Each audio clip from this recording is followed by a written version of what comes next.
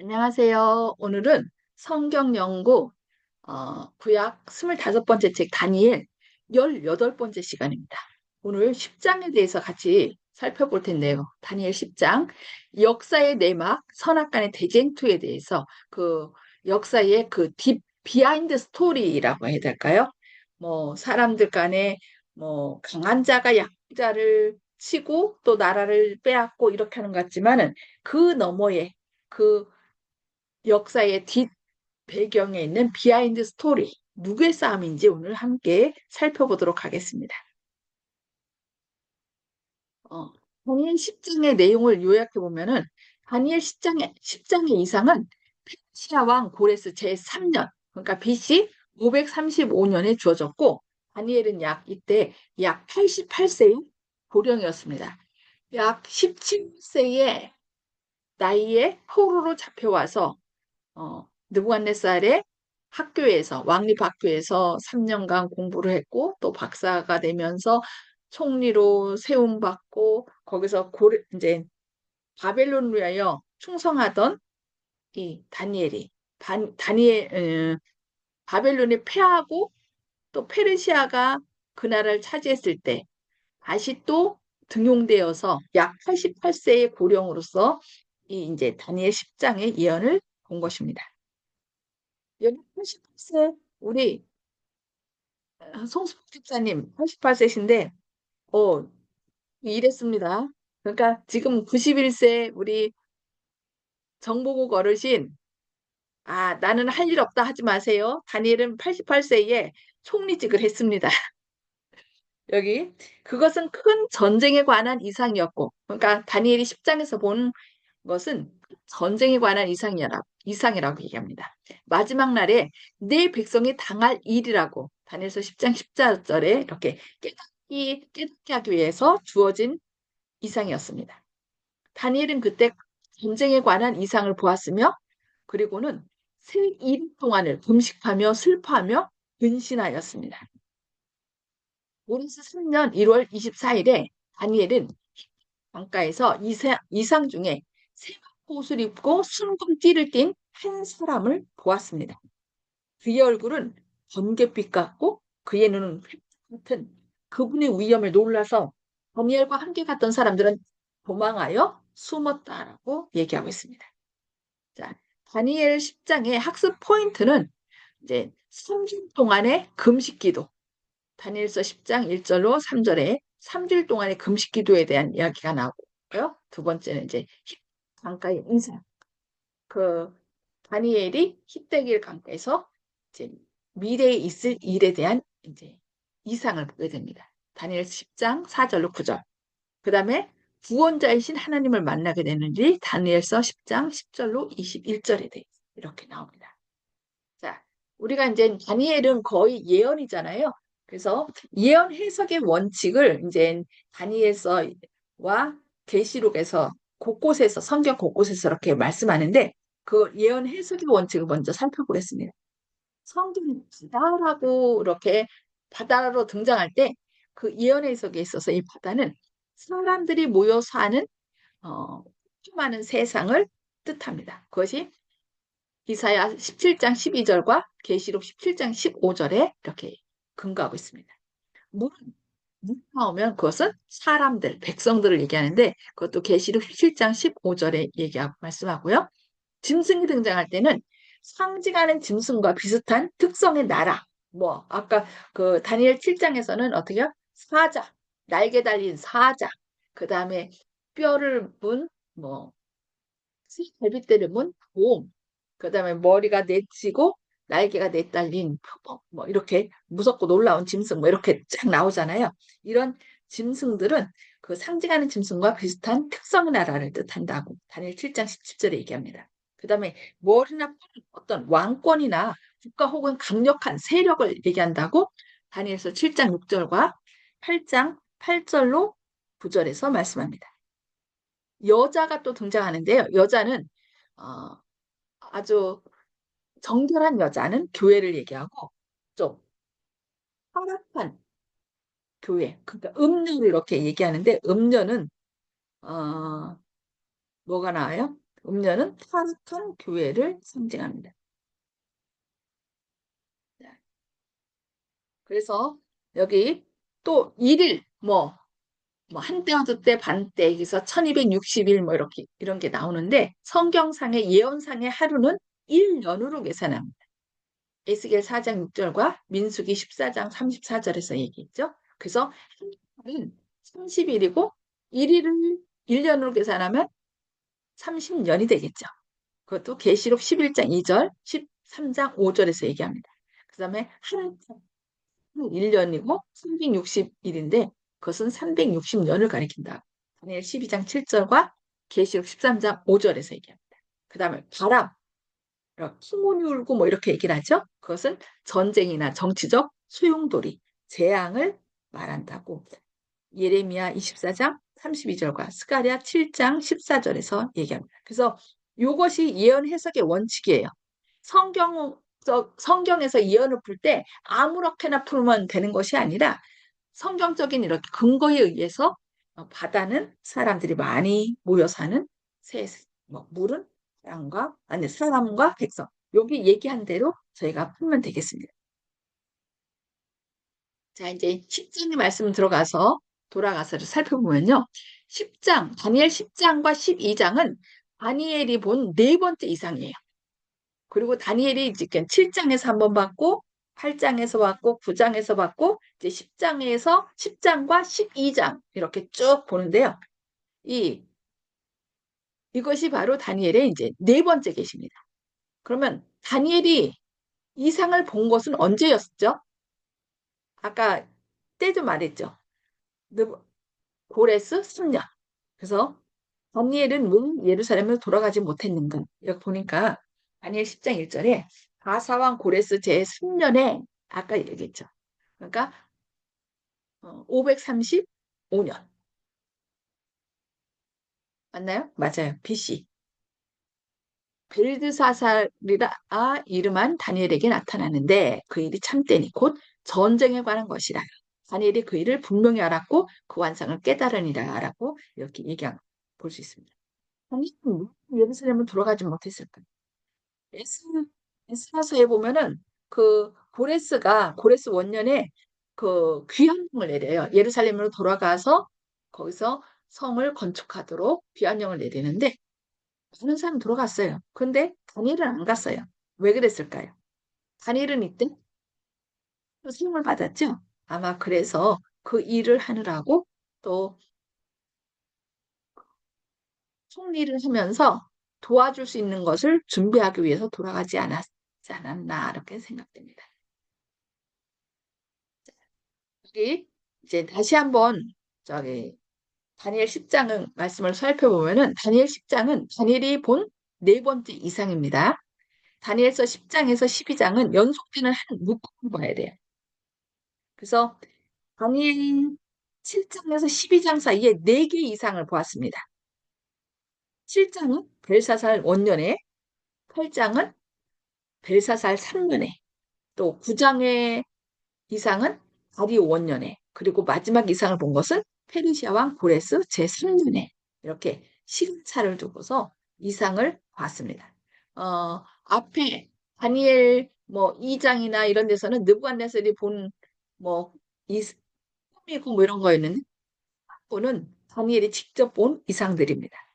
그래서 내용은 크게 세 가지였죠. 첫째는 맹짐승이 나오는 7장이고 뭐 사자, 곰, 그다음에 표범, 무섭고 놀라운 짐승 이렇게 나왔고요. 그다음에 둘째는 9장이죠.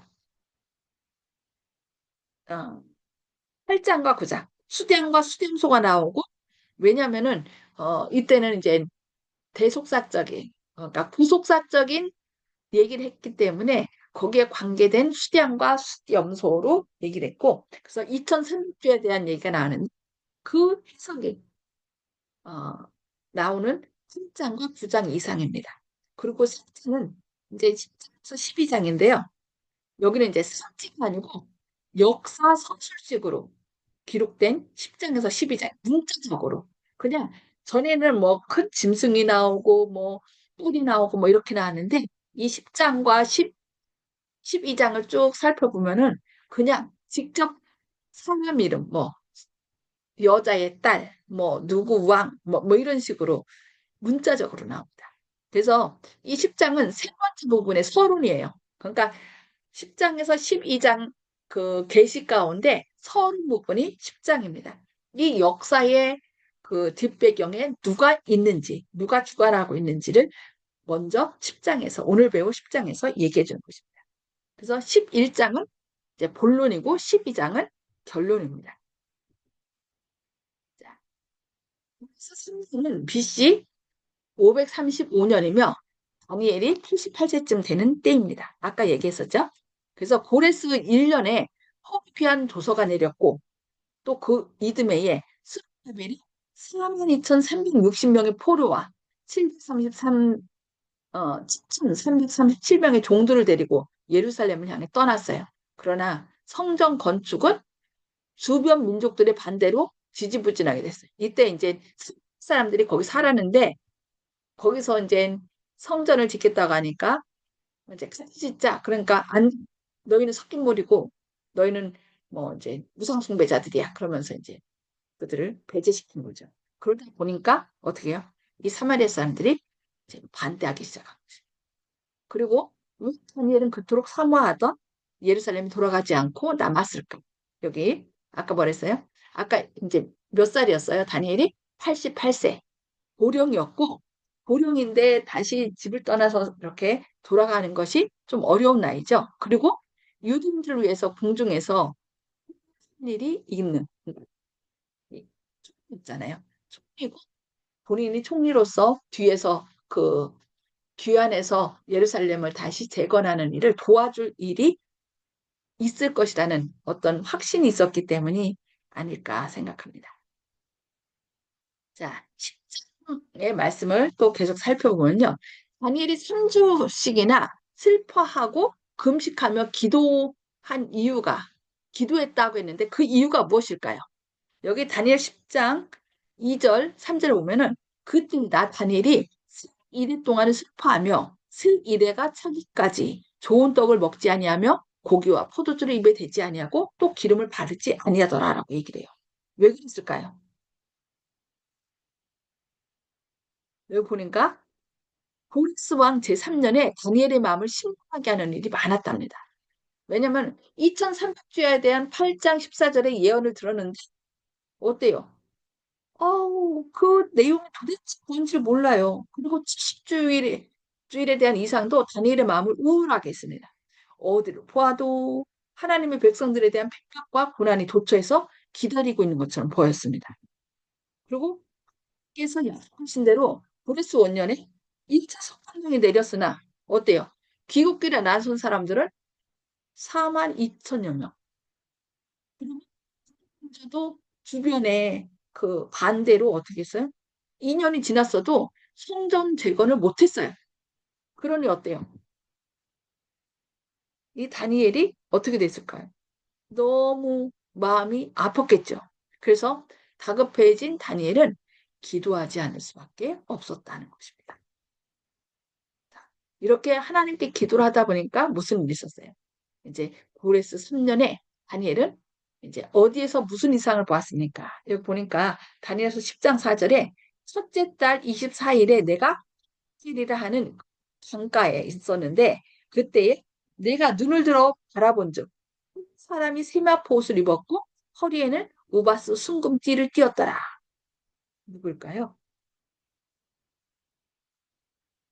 여기 또 그의 몸은 황옥 같고 그의 얼굴은 번갯빛 같고 그의 눈은 횃불 같고 그의 팔과 발은 빛난 녹과 같고 그의 말소리는 무리의 소리와 같더라.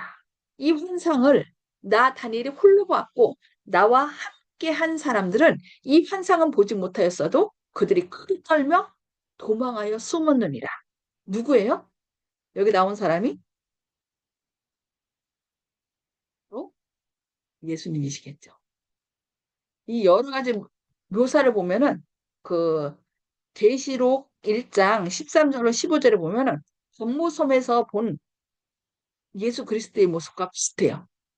세마포 옷 입었고 이 제사장들이 입는 전통적인 옷이었는데 그 계시록에 나온 예수님께서 이런 세마포 옷을 입고 우바스 순금띠도 띄었고 그것은 그리스도의 위엄과 신성을 나타내고 있죠. 이렇게 이 다니엘이 3주 동안 금식하며 하나님께 간절히 기도했을 때 나타나신 분이 바로 누구예요? 바로 예수 그리스도이신 것을 볼 수 있습니다. 그래서 수행원들은 이상 중에 나타난 분을 직접 보진 못했어요. 그러나 그 엄숙한 분위기 압도되어서 아주 막 도망했다라고 얘기하고 있습니다. 그러면 이 이상을 본 후에 다니엘에게는 어떤 변화가 있었습니까? 여기 10장 8절에 보니까 그러므로 나만 홀로 있어서 이 큰 환상을 볼 때에 내 몸에 힘이 빠졌고 나의 아름다운 빛이 변하여 썩하여 나의 힘이 없어졌으나 그러니까 하나님 앞에 우리가 섰을 때 우리 죄인인 우리는 죽은 사람 몸에 힘이 빠지고 이 아름다운 빛도 어떻게 그 얘기를 하고 있어요. 그래서 내가 그의 음성을 들었는데 그의 음성을 들을 때 내가 얼굴을 땅에 대고 잠들었다. 오히려 잠잘못임으로 하나님께서 죽음을 면하게 하지 않았나 생각해.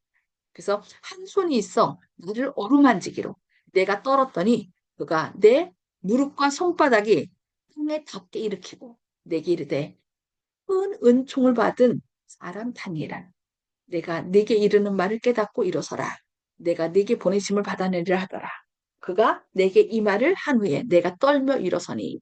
그러니까 다니엘이 이렇게 예수 그리스도를 직접 봤을 때 아름다운 빛이 썩은 듯하였고 몸에 힘이 빠졌고 막 거의 죽은 것처럼 돼서 잠들었다고 그랬잖아요. 깊이. 그때 누가 나타났어요?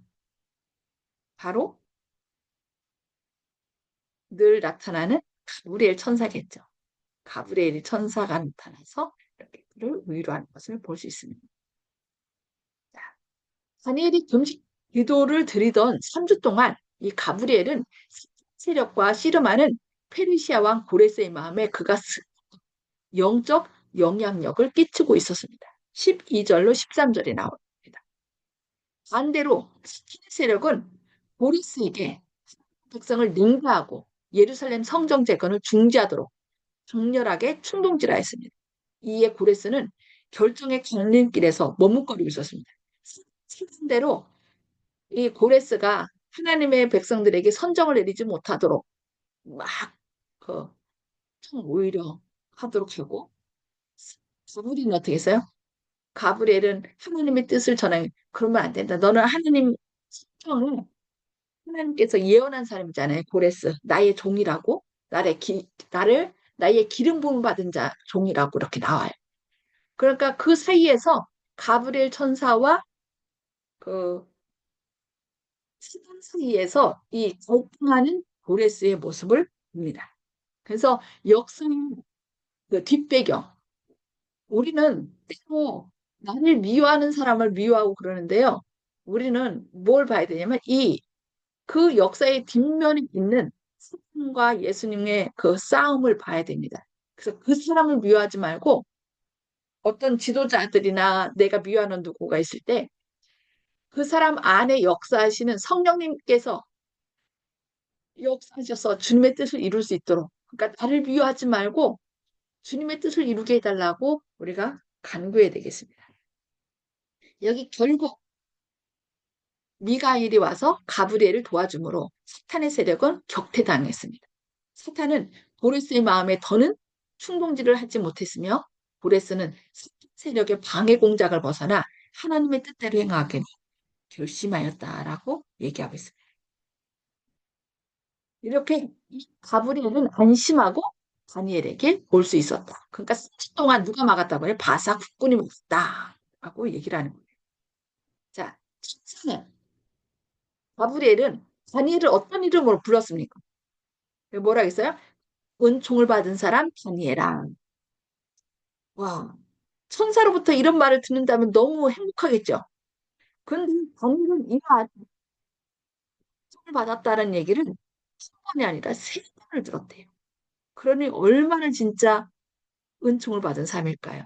근데 우리도 다니엘만 그런 것이 아니라 하나님께서 우리를 왕 같은 제사장으로 삼아주셨다는 것 때문에 우리도 어떻게 돼요?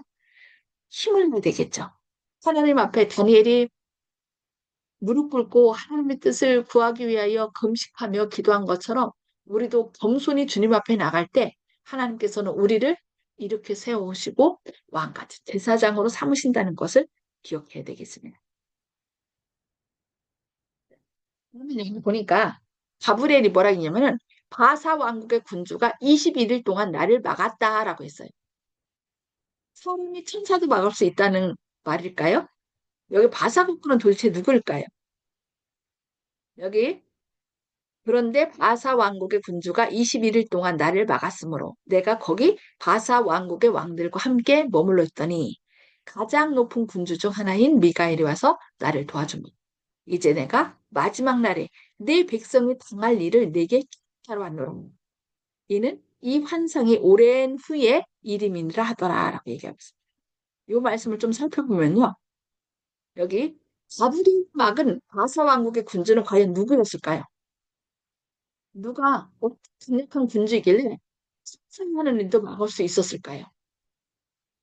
여기 군주는 히브리어로 사르래요, 사르. 구약에는 420번 나온답니다. 그래서 왕이라는 의미로는 사용되지 않고 일반적으로 통치자, 우두머리, 군대 장관을 의미했대요. 그래서 여리고에서 이제 여호수아가 싸울 때도 어떻게 해요? 그 여호와의 군대 장관으로 사르를 불렀다라고 얘기를 해요. 그리고 다니엘은 초자적인 존재를 언급할 때 이 사르라는 말을 사용했습니다. 그러니까 여기서 말하는 바사 군주라고 얘기할 때 이 바로 군주는 누구일까요? 바사 군주. 군주는 인간 고레스가 아니라 고레스로 움직여서 성전 건축을 방해하려는 영적인 존재의 우두머리, 즉 스탄을 말해요. 그러니까 그 스탄의 영향력을 없애려고 가브리엘 천사가 노력하였던 것이죠.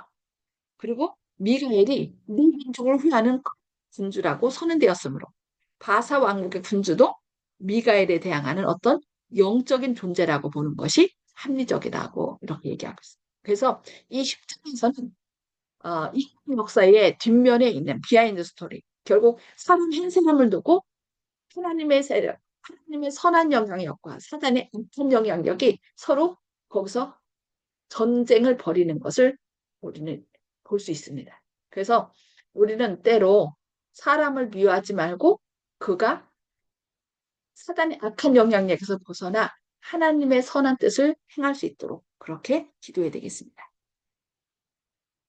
자, 이때 천산도와 문제를 해결해준 미가엘은 누구일까요? 여기 가장 높은 군주 중 하나인 미가엘이 와서 나를 도와주므로 라고 얘기를 했어요. 미가엘이 누구죠?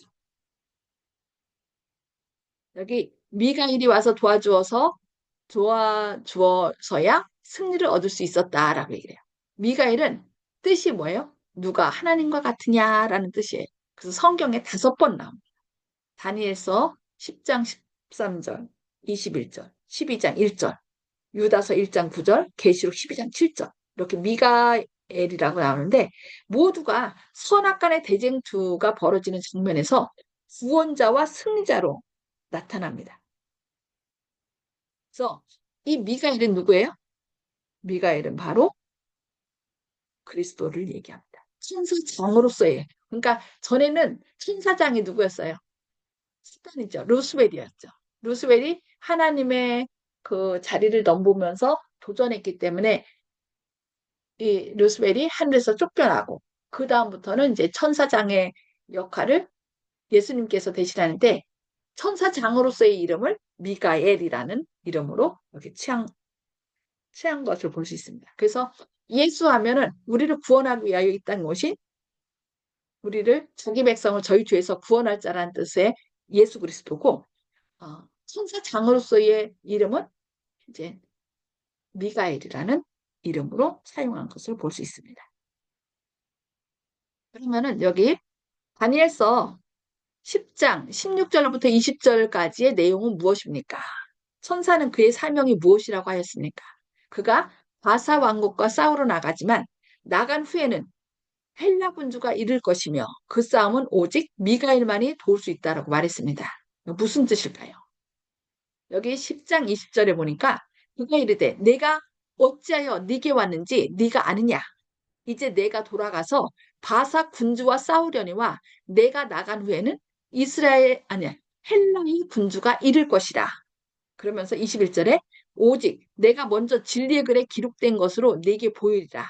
나를 도와서 그들을 대항할 자는 너희 군주 미가엘 뿐이니라 라고 말씀하고 있습니다. 여기서 우리가 알아야 될 것은 여기 보니까 나를 도와서 나가 누구예요? 가브리엘 천사죠. 가브리엘 천사를 도와서 그들을 대항할 자는 너희의 군주 미가엘 뿐이다. 우리가 영적 싸움에서 우리 분은 오직 누구밖에 없어요?